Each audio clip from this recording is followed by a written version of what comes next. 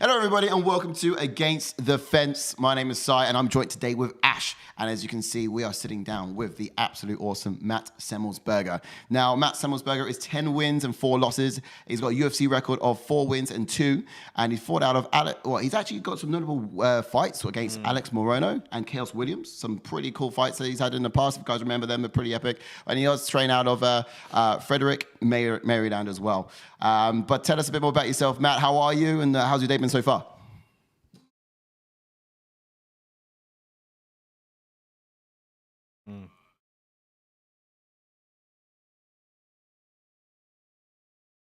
Oh, man.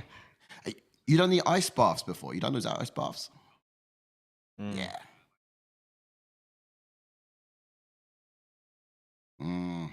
I bet it's a nightmare.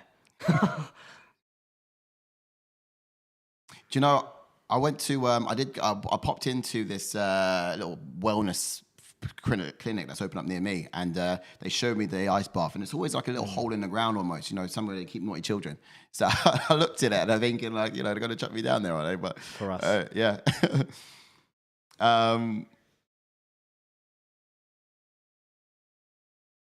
Yeah. Wow. Right. See, it's new to me. You got to work in. They told me you got to have like a bit of a coach to work on your breathing, don't you? Oh no, there we go.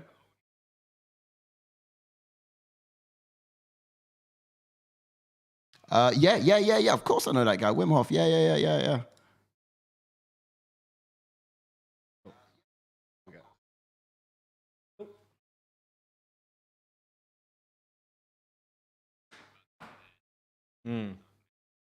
Yeah. There for grabs. So breathing is one thing I've been focusing on. I kind of got away from it after this last fight, though. Yeah. I've been training a lot, but I've been kind of fell away from the breathing a little bit. But I'm definitely gonna be starting to pick that back up for sure. Yeah. Wow. Awesome stuff. I need to probably try to be like Wim Hof stuff. Hey, maybe because they had some YouTubers on there as well, didn't they? The Wim Hof, he did the little thing. I think Chunks and Young Philly was out there. That for? It's like ice bath challenge. He was up in the it. ice glaciers or something like that, and it was just all jumping in ice. It looked crazy at first, but got some YouTubers on it, and I thought, hey, maybe we could put ourselves to the test one day. Who knows? Yeah. Right. Apologies, I think we had a bit of audio difficulty at the front end, so whilst we could see you, we couldn't hear you, but that's all been fixed now. Audio should be working just fine. Yeah. Cool. Right on.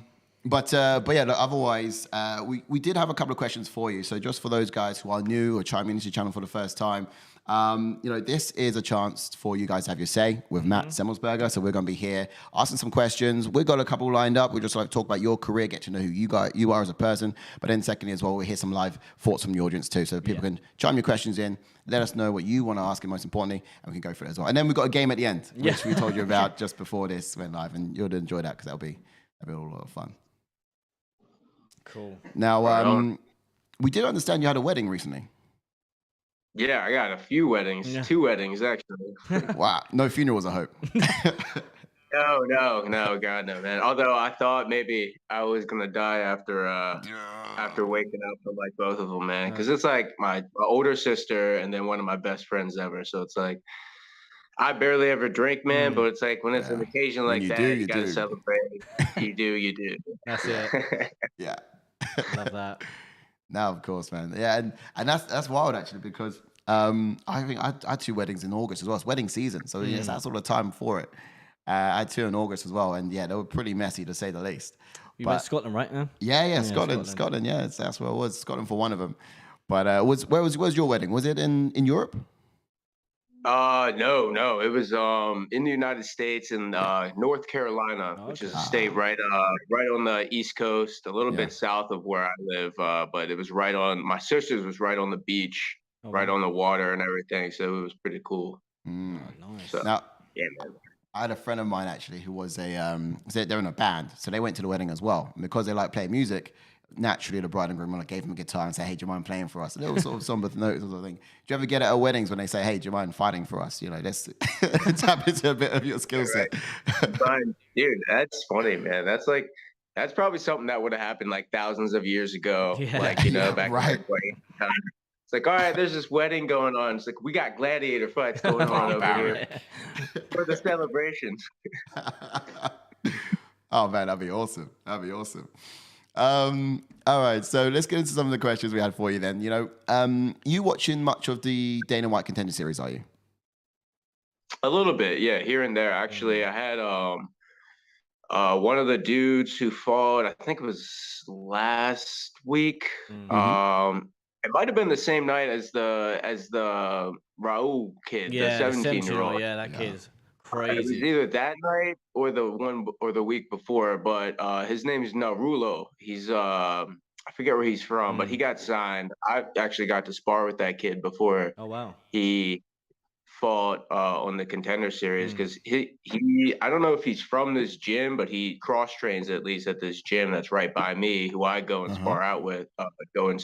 And I had gotten to go and work with him, and that kid's like a lightweight, and this dude was like shooting on me and like taking me down and freaking, it's just like those dudes are built different, man, for sure. He was tough to deal with, and he's like a lightweight, man. So it was cool to see him get a contract, and just cool to see people that I've actually been training with be on that show. So yeah, that's it. And obviously that Bo Nickel as well, like the hype that he's coming with as well. And he's already got a fight booked up already, bearing in mind he was just on the show obviously on Tuesday night. Imagine. And he's fighting that Jamie Pickett, I think. Yeah, Jamie Pickett. So yeah, that'd be a good fight, an interesting one. Obviously, after he come out and called Shemaev out, didn't he? So wow, yeah, it's like it's bold. Well, that's like I was talking to my coach the other night about that. It was like right now, like even just grappling, Shemaev couldn't just grapple Bo Nickel. Like he would have to utilize his full experience in MMA in order to beat him, but probably would beat him right off the bat. But give Bo Nickel 18 months and like some fights and some experience and more training. It's like that dude's gonna be filthy. Yeah, he's gonna be a killer. Yeah. You can't wait against a guy like Shemaev either. You gotta sort of go in there and get straight to the bone, choose straight to the bone straight away. All right, cool. Look, in your last fight with Morono, you actually landed a great flying knee. Was you surprised he ate it? What was your sort of thoughts on how that fight went and your, you had some successes there, of course, naturally. But, tell us a bit more about what it was like for you to face up against a opponent like that. Well, first, it was a great experience. Like overall, it was a positive experience. I'll put it that way.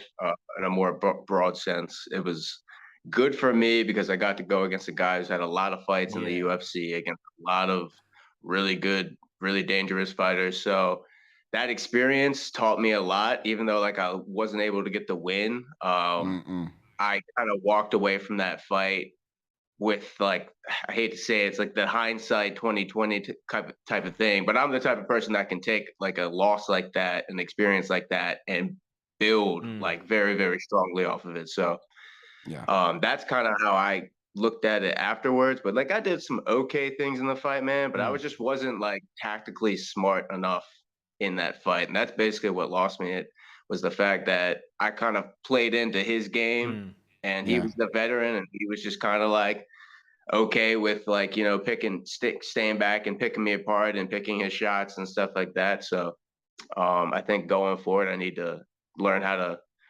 corral people into corners, get people closer to the cage, and get them in spots where they can't run when I'm trying to launch, my big attacks. Because I'm a power striker, man. Like I want to come at people and hit them hard. So that was the goal in the fight, but I wasn't able to really do that. Except like obviously in the third round, like I kind of came out and I just started letting that's go. what that third round was awesome, man. Like, and obviously when you landed that flying knee, it was crazy.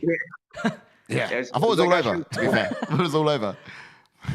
So I showed flashes here and there of what I'm capable of, but overall, I was pretty disappointed with how I performed, but definitely not discouraged at all. You know what I mean? So that's kind of like how I am, man. I'm very hard on myself, but at the same time, I'll pick myself right back. That's it. Get right at it. You said it perfectly there. Obviously, you learn from the experience, and obviously learn from each loss. But yeah, just want to touch upon obviously your eye in that fight as well. Could you see much out of it? Was you worried that the doctor was going to come in and stop it? Was it like a bit of a Mike Bisping scare sort of thing, Yeah. Well, dude, hopefully my eye doesn't get too fucked up like Bisping's. Bisping's an OG though, so he's. I remember remember, side note, hearing him talk. I think it was on Rogan's about him like lying to the commission and Yeah, like that's people it. that were Yeah. testing him and stuff just so he could fight. Like that dude is a fucking fighter. Yeah. True. But yeah, no, I could barely see Mm. out of it. Even after I think it was after the first round got done, I was like already like I could still see out of it Yeah. after the first, but I was like I could. It was pretty much to the Yeah. point where I was like, yeah, like a couple more, and it's pretty much gone. Mm. And then by the third, it was pretty much gone. So like, and I'll even like when the doctor covered my eye Yeah. and like put the Did you fingers guess? up, like the eye that he covered, I was looking over towards like where the finger was. So it's like I wasn't looking straight ahead. I was definitely cheating as much as I could. And luckily, he only put like one up, so it was pretty easy to tell. Like, all right, that's only one finger. So I'm good. Yeah, just guess. Yeah. But it also depends. Like we were in Texas, right? So it's like, who knows, man? If we were in New York, like Yeah. New York's pretty notorious for like being way more like strict on cuts and all that stuff. So it's also dependent on the location, man. I think Texas is just a wild America freedom loving place. So they're like, yeah, man, just let him die. Boy, it's good, man. But it just reminded me. The eye just reminded me of what Frankie Edgar did to Yair Rodriguez. Obviously, that eye was kind of similar. If you remember back, obviously Rodriguez was kind of similar to your eye, really. But yeah, I'm glad they obviously kept the third round going, because the third round we just spoke about a minute ago was awesome. I know. Dude, you're telling me, bro. They would have stopped it after the second. I would have been heartbroken, dude. At least I got to land a flying knee, man. That was pretty cool. Yeah, imagine we didn't get to see that. Yeah. Man, but yeah, the things that guy eats. What a diet. But yeah, and I guess you have been, when was that fight now? So that was what, back in July earlier this year, right? Have the UFC been back in touch with you?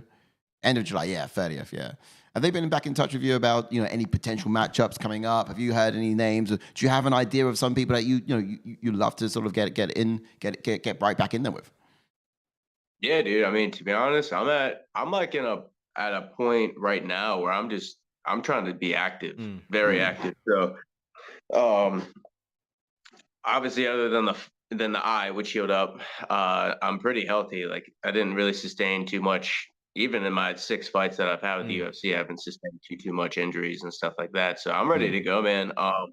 We've been in touch a little bit just to kind of like inquire and check in and out. You know what I mean? So I think right now we don't have anything. We're not sure of anything that'll come up. Like in terms of like a standard, hey, you get 8-week notice, like type of thing. Yeah. But I think there is a pretty decent chance that I'm going to be hopping on something short notice before the end of the year. If somebody falls out or for whatever reason, you know what I mean? For whatever reason that somebody falls out of a fight, whether it's an injury or whatever, I'm ready to step up and get in there. So You're there. Yeah, and I'm hungry, dude, especially after a loss. Yeah, that's it. I think you're eager to get back in there. So if you're hungry, then yeah, of course, bro. So right now it's just training hard, like staying busy, and just I have a fight, but I don't have a fight. Yeah, so that's like my mentality right now. Usually after every event, we like to play a little bit of matchmaker over here against the fence, and I've got a couple of names here that I'm just gonna throw your way. Rate these out of like based on excitement. I'm just gonna shove a couple of names at you. The first one I'm gonna say is Matt Brown. 10 out of 10. Yeah. Be on barn burner.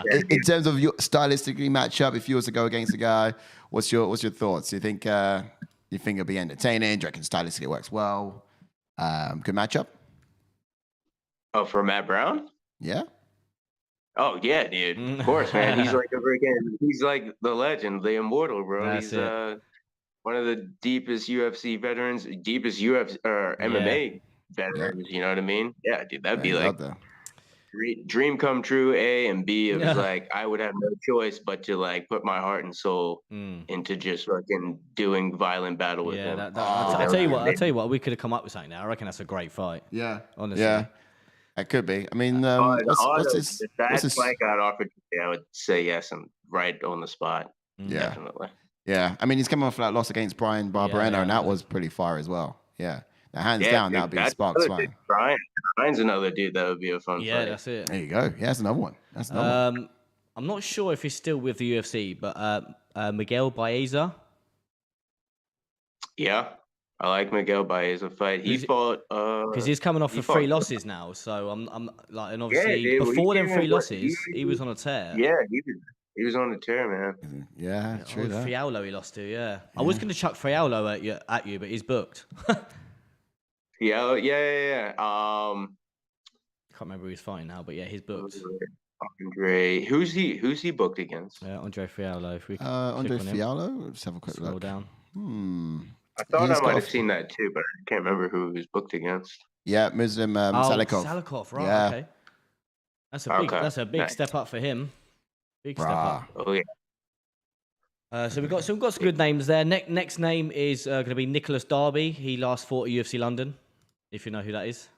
Yeah. Actually, my one of my coaches mentioned him the other day, saying that he would be a fun fight. So it's interesting you said that. Ooh, I've come up with good names. Look at that. I remember it's some strong names. It's some strong names. In fact, in the chat there, Cage, my Q was actually raving about Brian Barberena. Sorry, I think he quite like the idea of that. Brian's booked as well. Yeah, I can't remember who he's booked up against, but I know he's booked as well. Otherwise, he would have probably been first on the list. First on the list, yeah. But hey, I'm glad this one came across your table. Yeah, that would be pretty good. Oh yeah. Another name that just recently won by knockout, Jake Matthews. He obviously knocked out Fiallo, didn't he? Yeah. He's another tempting one too, man. Yeah. Dude, the welterweight division just full. This is what I mean, and I'm naming guys that are not ranked as well. Yeah, so. but to be fair, these guys fight on like pay-per-view cards. Yeah. Like these are the most exciting prospects we're talking about in the division here. They got you know? Yeah. Well, was Matthews knocked out Andre, right? Yeah, he looks that great. Was at UFC 275. Yeah. He looks good in that fight. Get on the phone to your manager now. Let's get these names started. Well, it's not one. Yeah, man. I'm actually interested to see, like, in terms of like standard matchmaking with the UFC, who they would put, who would they would offer me next? Because I'm not even really fully sure how that all works.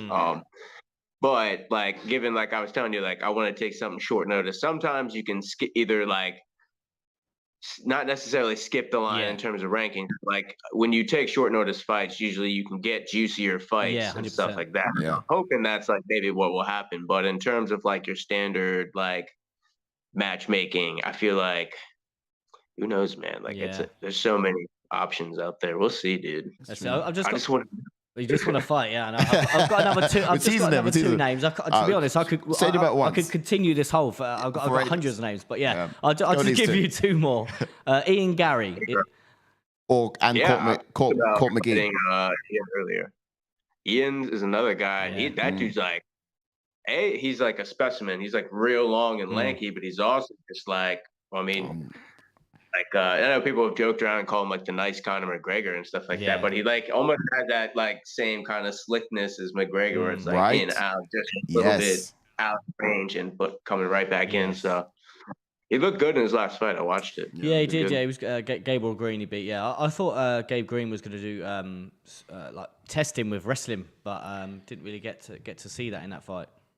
But. No. Yeah, man, that's one thing I've learned with fights and stuff like that. Sometimes you just kind of like you gotta swallow your pride and like initiate grappling and use your wrestling, man. And your and like your jiu-jitsu and stuff. Sometimes just people are getting the better of you in the feet, man. And that's one thing I've learned in fights. It's like, dude, you should have just shot and got him on the ground. You got solid ground and pound, but you wanted to keep it up. That's it. That's the one. And the last one there was Court McGee.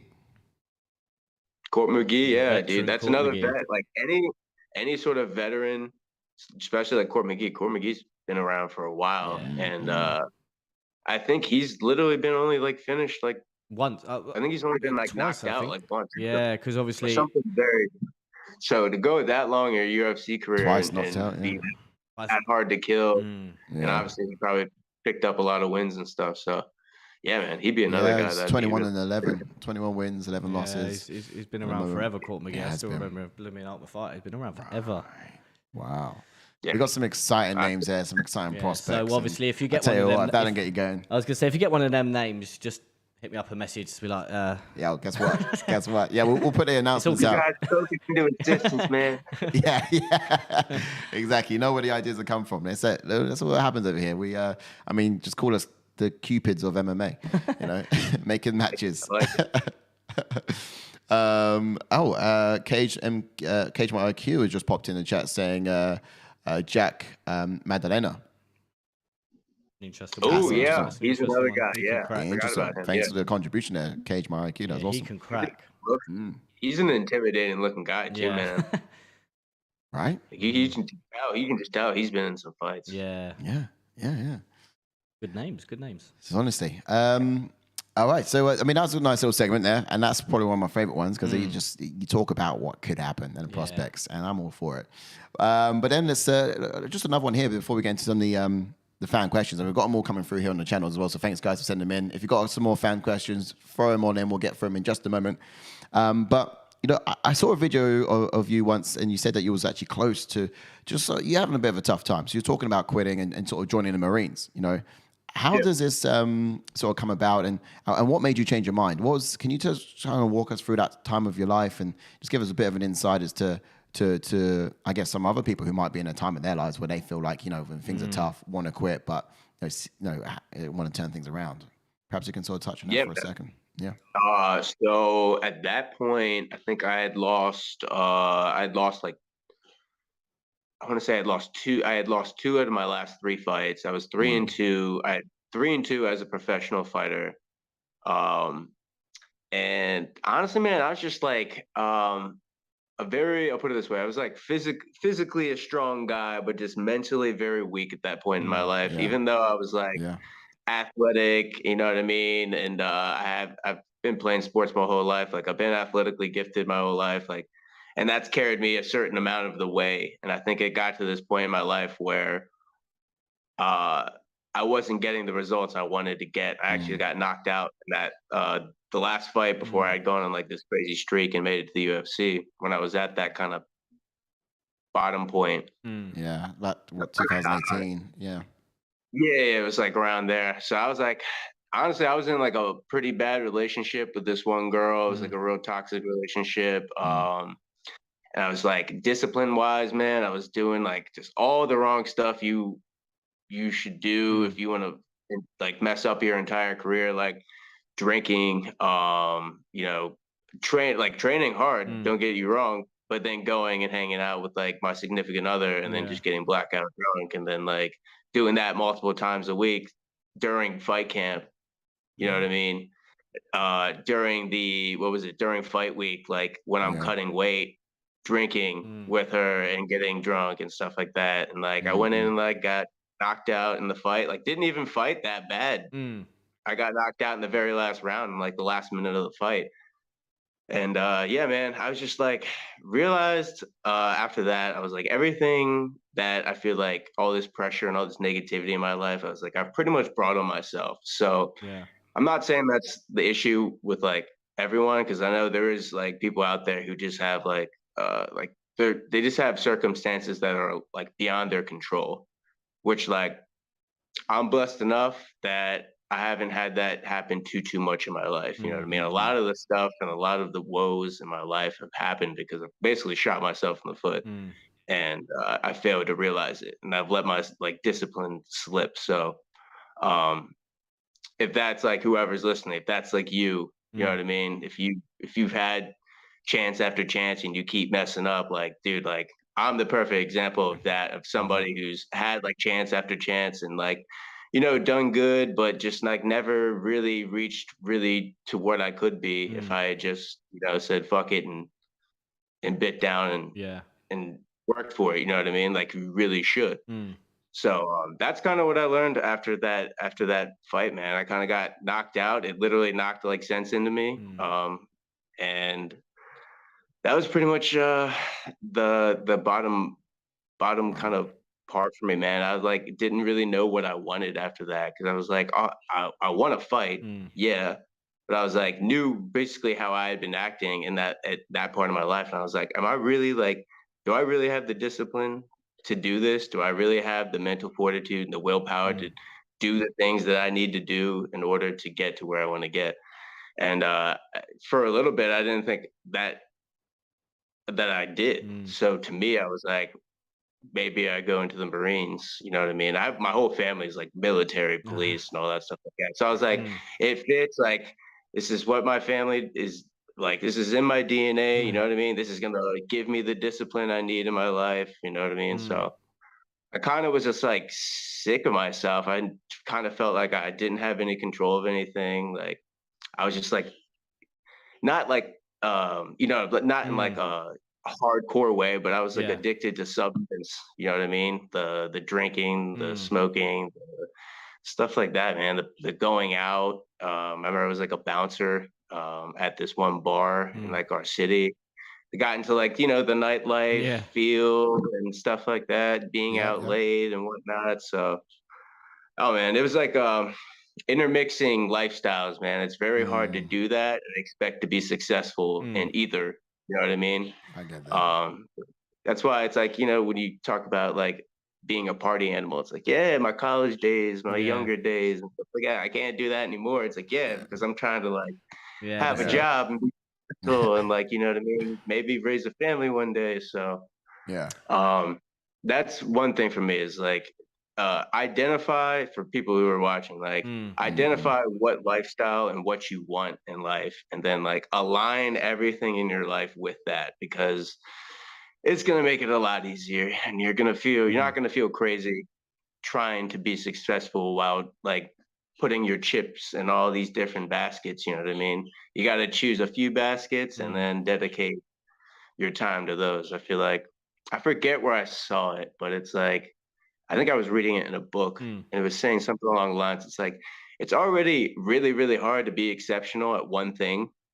So it's like, what makes you think it's really easy to be exceptional at like all these other things? Mm. So basically, in the sense, it's just like, man, like you gotta like reduce, like Bruce Lee said, it's like the daily Mm. reduction. Sometimes you gotta reduce things down. So that's kind Exactly. of what I did. And then I had kind of all what I was explaining going through my mind as I was like trying to like decide whether I really wanted to go into the Marines. Mm. And then I don't know, man. I think it was just like one day, I was just kind of like looking inward, kind of introspectively, and I just kind of made the conscious decision. Back when I even like made the conscious decision to drop out of college to pursue my UFC career, Yeah. it was like kind of one of those same back against the wall moments. Like, all right, man, like if we're gonna do this, we got to do this the right way. And it was basically, like a binary, like Mm. 0 or 1, right? Like Yeah.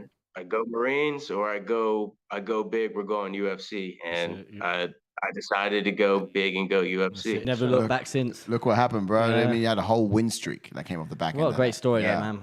Looking here, one, Love it. two, yeah, man. three, four, five win streak, and that's and that effectively got you noticed by some that's actually in the UFC. In fact, we've got a question right here, and we'll get into the fan questions shortly after this. But this is just quite relevant as well from KHM IQ. He says, "What helped you make the right corrections to your fight plan to allow you to get noticed by the UFC?" So on this streak, was it the streak itself? Because you're doing some pretty cool things. You're putting people away. But what was it really that Oh that you reckon really got tickled the UFC's fancy, if you like?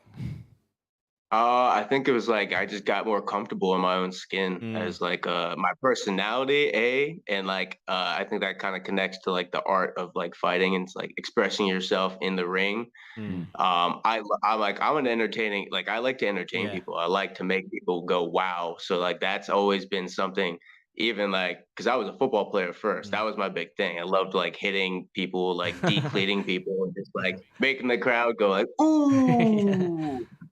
So it's like Things that make you go, that was like ooh, I kind ooh. of fell back in love with like that part of me, and that's kind of like I think that's what really sparked the streak. Because I was Yeah. like, it was almost like I stopped caring about like I cared about making it to the UFC, but then I didn't. You know what I mean? It was like all Yeah. I care about is just being the type of fighter that I want to be. And I know if I do that, I'm gonna make it to the Yeah, UFC. And that's wow, that's magic. basically kind of what I did. I went out there and I was like, let's just make people go, wow, let's just do some entertaining shit, man. Man, Love that's it, man. cool. Love I the do. story as well. That's But just before that as well, that's honestly, quality. Such a strong story, such a strong sort of lessons within that bit alone, I think. And I love that you quoted Bruce Lee because I love a Bruce Lee quote, man. I mean, you can ask anyone. Dude, man, You like water, it's my sweet. friend. You know. All right. So look, it's that time of the show. We get into the fan questions. So we've got some coming through the channels. You guys feel free to keep throwing more and more in. But let's go from the very top. We had this question here from Cage My IQ. He said, how did you get the nickname Semi the Jedi? How did you get it? Okay. So originally I didn't. Semi the Jedi was actually not my cage name until after the dark period. I became Semi the Jedi after the dark period. That's when I started using that name in my fights. But before that, I was just Semi. That was just my nickname. And Semi is just like a shortened version of my last name, but it's also like a nickname that I've had since like a really, really young age. I got it from football coaches when I was like 6 years old because they hated calling me by my like Semelsburger. Like you have to say that enough times, it's like you'll go crazy. So I started calling us Semi, like short for short. And then it kind of like started as just like, yeah, it's a Semi, like a name.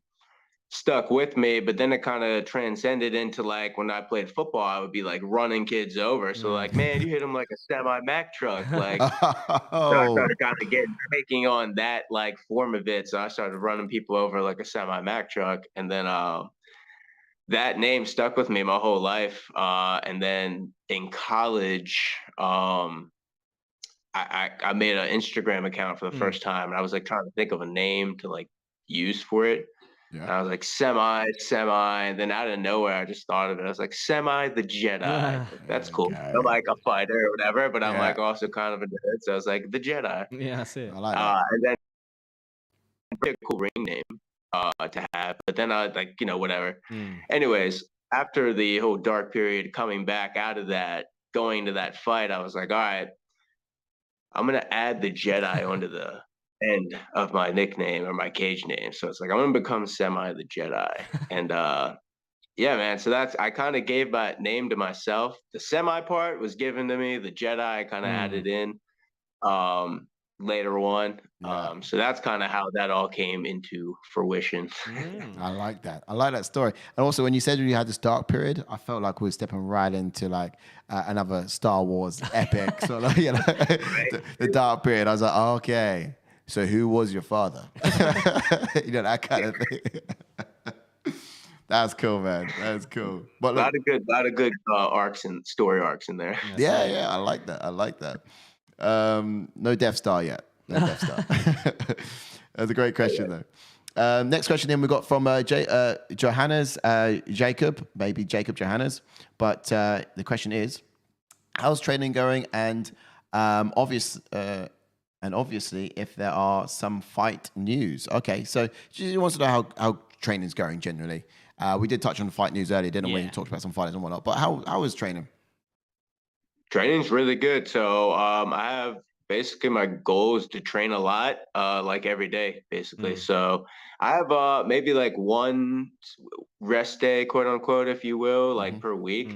With the weddings, the last few weeks, it's been like basically like a couple of days of being in celebration mode and then going right back into like grinding in the gym. So training's been really good, but I'm just now kind of getting to the point where I'm being like I can be 100% consistent. So I've already been making a lot of gains and everything. Nice. So I'm really, really happy with that. So once I'm back from this weekend shenanigans that I'm going to be doing, I'm going to be training every day until I get a fight, and it's going to be great. So training's going good. Love it. That's cool. So that's the answer to your question there, Johannes Jacob. Training is going good and constant as well. So next question up. It is, it's actually from Cage My IQ again. He was just saying how he's actually really impressed with the way you were grappling against Fletcher after being taken down by round one, and sort of using his momentum against him in last round two. But his question really is, seeing all these guys being cut by elbows to the face, how do you try to avoid those shots? Well, it depends if he's talking about on the ground or if you're talking about on the feet. But in general, tying up the hands Yeah. is big. But even then, it's an issue. Like you could be I could be on the ground holding somebody's wrist, and then they can just turn it out, and then Yeah. you Yeah, always see that boom, boom. yeah. So tying up the hands, but more so tying up the arms. So like if you're talking about being on the ground, particularly off your back, you want to like overhook, underhook, clinching the top of the head, keeping your opponent as tight to you as possible. Because in general, like they don't need their eyes and everything to hit you, but especially from a ground and pound perspective, if they're postured up, that's when you're in a lot of danger. Because if they're postured, they're strong. They're punching from a very hard structure, strong structure. But if you have them broken down, and they can like give some like little rabbit shots and stuff, but those aren't going to really put you out of a fight. So I imagine cage IQ is a. Sorry, go on. It's a lot to think about, man. You don't think about a lot of the stuff. It's like, all right, even just this dude, if this dude's like a couple inches more postured up, he's like that much more. He can probably do a lot here. Generate a bit of power. If I can pull him down just a little bit. But it's a game of inches. I'd say on the ground, keeping tight spaces is probably the best way to defend against elbow. I imagine Cage IQ is a fighter himself, so probably just a bit of wise insight and wisdom there for him. We've got another question here, and then we got some questions from Angus, Joanna's, and Corn Art to come up. But so Cage IQ coming in once again. He says, "What's your favorite part of prepping for fights?" It's an interesting question. Ooh. Probably the hard sparring sessions.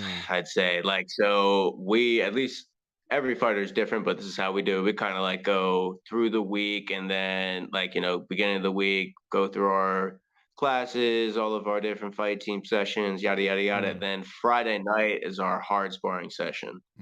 So we come in, it's like all we do is spar. So we come in Friday night and then we'll warm up for like 20, 30 minutes and we just get right into it. And we'll do a bunch of full MMA rounds, and then we'll do like cage wrestling rounds and then grappling rounds. So it's just like a hard push. And it's cool because you have like your week of school, right? Your week of learning. And then you get to put it all kind of to the test at the end of the week. So it's cool. For me, that's like my favorite part. It's like game day for me. You know what I mean? It's like being back on the football team. Earlier in the week, you're going through your drills and your checklist for the game and like everything that you want to do, game plan, whatever. Like that's fun for me, but it's not like the real fun part. But then when I go and actually like prep, kind of like game simulation, I'm like, yes, let's fucking go. Still want that. Wow. This is fun. Okay. I say sparring. Sparring, short answer, sparring. Sparring is my favorite part. I like that. We've got a classic, because Angus tunes into most. We've got a classic Angus question, so people prepare who for this one. Come to these Q&As can probably guess what it is before it gets reeled out. But here we go. So Angus Jenkins asks, "Hey Matt, quick question. Would you rather fight 1 Ngannou-sized duck or 50 duck-sized Ngannous?" It's a notorious question. He asks every fight this question. Probably the 50 small ones, man. Oh, what's your logic? Really? I think I could stay on the move enough, but dude, one big, God, Ngannou sized duck. Yeah, I mean that's a big duck. That's a huge duck. Yeah. It depends if was it like bare fisted? If it's bare fisted. Now you're in an octagon and you have 5-ounce gloves on. Damn. Yeah, I'd probably go against the 50. I'd take my chances against the Okay, the 50 size Francis Ngannou size ducks. So I mean, if one fight, I'm going to do some maths now. If one Francis Ngannou can punch the speed or power of like getting hit by a Ford Escort, now you want to divide that by the amount of height he is to sort of get it around, times it by, we're working here with some numbers to just calculate how much one punch from a duck size from Francis Ngannou can actually generate. I don't think they can punch though, can they? Maybe a Mini Cooper. You know what I mean? Who knows? Again, it's like getting hit by a bike. Yeah. We're working Classic Angus question. Great question there. Thanks for that, Angus. Thanks for chiming in. So that was intriguing. It was intriguing, wasn't it? So again, Johannes Jacob says, "Don't worry about butchering my name. Thanks for extensive answers. Appreciate it." Okay, not so much a question, but yeah, my attempt on the name wasn't too great. My bad. I want to say Johannes Jacob is what I want to say, but we'll see. Johannes Jakob. I'm guessing. Okay. Then we got Quan Art. And Quan Art wants to say, what are your favorite moves that you wish you could finish a fight with? Okay, so from a grappling perspective, a triangle choke would be probably, because that's like probably my number one submission I get, at least off my back. So triangle would be great. And then I think I want to get a head kick knockout. I think that's it. Triangle and then a head kick knockout. I think those are my two big ones right now. Yeah. And I've been putting a lot of emphasis on like my grappling, especially my kicking now too, because I got good kicks. I just haven't used them like I should. So those are my two big ones. Are we talking spinny shit or straight up kick? Mostly just straight up. I do have some spinning shit in my arsenal, but it's, he likes a bit of spinning shit. Spinning artillery, yes. I got some spinning shit in the arsenal, but I definitely got to sharpen it up before I bring it out, man. Yeah. Sure. Okay. I'll be watching closely, and when it happens, we're sitting down here on the couch watching on TV, like, spinning artillery. We'll go mental for it, I'm sure. All right. Great question again from Quan. Thanks so much. So after that, we did touch a little bit about what got you into MMA. We talked about sort of like your family background and things and such like that. But Johannes Jacob wants to talk about your dream fight between two legends. So we talked about a couple of legends earlier in terms of these really good matchups that could go well. But what would your dream fight be between two legends, not including yourself? Like, what legends do you want to see fight in the octagon? Oh goodness, who were like? All right, you're saying like all time, or just like all time content fantasy, just or like we'll say all time. We'll say all time. Yeah, let's go all time. Okay. I would have liked to see Fedor against Brock Lesnar. That would have been amazing. That one. Imagine a prime Fedor versus prime Brock. What if? Would have been insane. The course of time would have been changed. Do you know our timeline would be completely different if that bout had happened? We'll probably be like all speaking another language, or I don't know. Could of course. Just to mix up, what would your dream fight be against anyone? What would your dream fight be?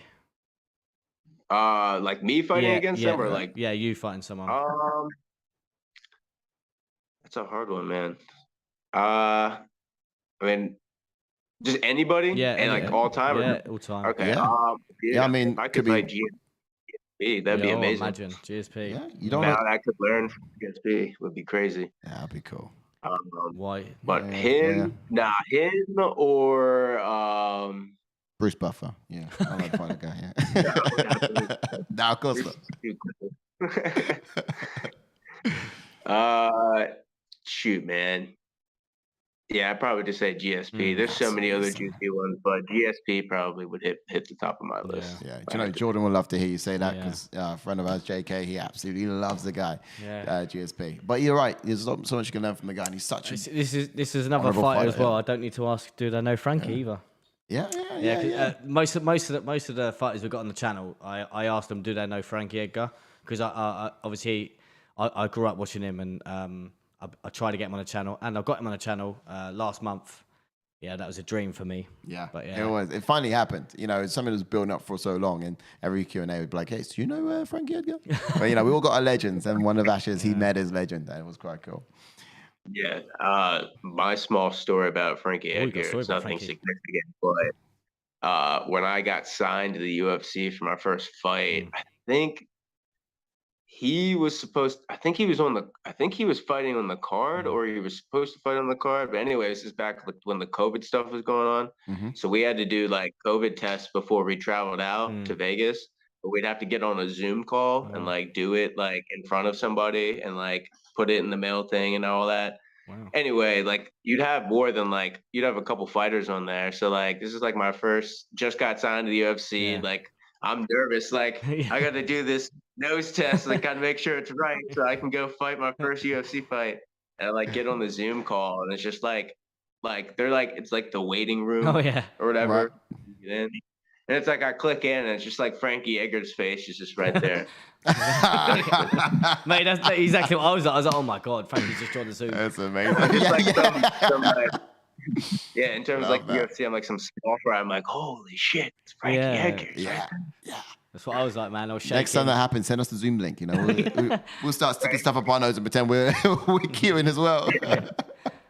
So yeah, that was my small Frankie Edgar story. First time I technically saw his face. I was like, whoa. Yeah. Love that. I mean, the reaction, honestly, from this guy is much the same. Okay, that might be all we have time for in terms of question-wise. We have one more game to quickly do and then just be done with. But it's the Against the Clock UFC trivia. And thank you guys for sending in all your questions. They've been amazing. They've been great. And I think we've got some really good answers as well. So thanks again for giving your time. Obviously, the story of where you hit a rough patch as well, that hit me deep. That was a good story, and thank you for sharing that with us. Yeah, appreciate it. And obviously, look where you are now, though, man. Obviously, stay consistent, mindset, love it. Great lessons there, isn't it? Okay, so this is the part where we basically go through in very quick succession a number of questions. Now, these questions are going to be 1 to 15. They're going to be fast-paced. And if you know the question, you say the answer. If you don't know it, you just say pass. And the idea is to get through as quick as possible. Every question you get wrong or pass on, we add 3 seconds to. All right? Have you done the leaderboard? No? Leaderboard, we don't have that yet. Well, no, we get the leaderboard that one time. It's in design. It's in design. Don't worry, none of the questions are that hard. There's probably one question in there that I didn't know of, but I reckon you'll get the rest. I'm going to turn my brightness down. I don't know. Actually, no, two I didn't know, and that's coming from a fan, not like. You'll be right. I'm on airplane mode. My brightness is down. It would be the worst thing if my battery died mid this one. If you got it, yeah, that'd be good, better, because I'm on like 2% battery, but we'll go with it. We'll go with it. Okay, here we go. 1 to 15. You got to answer these questions the best you can. If you get them wrong, we had 3 seconds, not 30 seconds, 3 seconds of your time. All right. Gotcha. I'll get this one. Yeah. 3, 2, 1. Who's the president of the UFC? Dana White. In which year was the first UFC event? 1993. Which fighter did Conor say, "I'll rest my balls on your forehead" to? Chad Mendes. In jiu-jitsu, which guard position shares the name with the insect with wings? Oh, butterfly. Sorry. How many title defenses did Khabib have?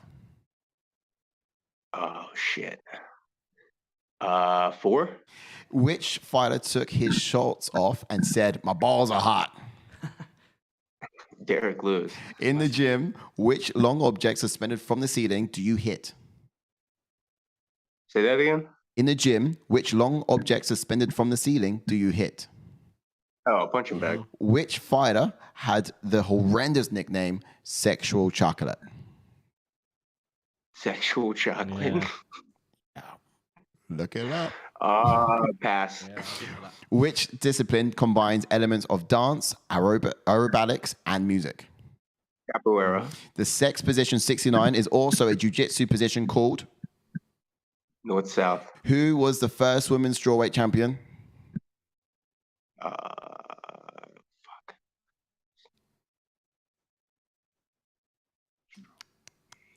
Carla Esparza? Which fighter has the nickname the Nigerian Nightmare? Kamaru Usman. Which fighter gets called Gyno Tit? Who gets called what? Gyno Tit. Izzy? Yeah. Yeah. In an interview, which fighter said the line, "Nate can't even count 5 rounds." Or can't count to 5, sorry.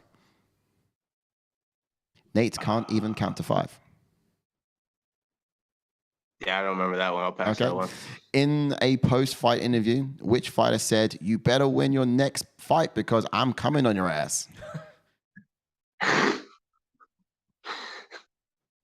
Pass. I don't know that one either. That's hilarious. Okay, that's the end of it. I saw up there 2:13 was your time. Yeah, 2:14. 2:13. Cool. And then, of course, we need to add to that 1, 2. The last 2. Was it? And your last 2. I think it was 4 in all. And yeah, so The one that you put, they didn't get in the middle, which was question 7, which it's question 8, which was who has the nickname Sexual Chocolate, was indeed John Jones. I didn't even know that. And I'm guessing that was, I'm guessing that was the early days of John Jones. Yeah. Oh, that's right. I remember reading that. That now that you jog my memory, I forgot that he did that name, dude. That's hilarious. And then just towards the end, question 14. How many questions did you get wrong? 3. 3 questions wrong. Yeah. Okay. So in an interview, which fighter said to Nate, you can't even count to 5, which is Conor McGregor. Okay. And in the last one, which post-fight interview Scores right. You better win your next fight because I'm coming on that arse, was Aljamain Sterling. He said that to Peter Yan. Yeah. Yeah. And then obviously you should see his facial expression after he said that and was like, shit. It was hilarious. Really just said that. It was honestly one of the funniest things. I was just like, what did you just say? Have Nathaniel Wood's time? Bro, dude, you know what the funny which interview is friggin' hilarious is Cody Garbrandt and Dominic Cruz when they're together, like face to face, bro. That was one of the funniest fucking shits ever. Oh man, it's got some golden moments, this sport. Yeah. Some golden moments. All right. Oh, yeah, so of course. scores on the doors. JK is a part from. He's not with us at the moment, but he is the one with the times. But we can tell you that your time. I can quickly get it up now. If you just quickly you can talk, I'll get it up. Your time came in at. You ready? Drum roll, please. Suspense. I'm just buying time for Ash, but no, it's actually 2 minutes and 22 seconds. That's what your time is, with the time added on there as well. So, you end up getting just 3 questions there wrong. Ash will just run you through what those answers are. You did have a little bit of a struggle with punching bag, but that might just be the mention of the questions. You did have a struggle with color spots, but you got that one, which was awesome as well. And I think that's all we're 8 into a bit of time because you're spending a bit of time on that one.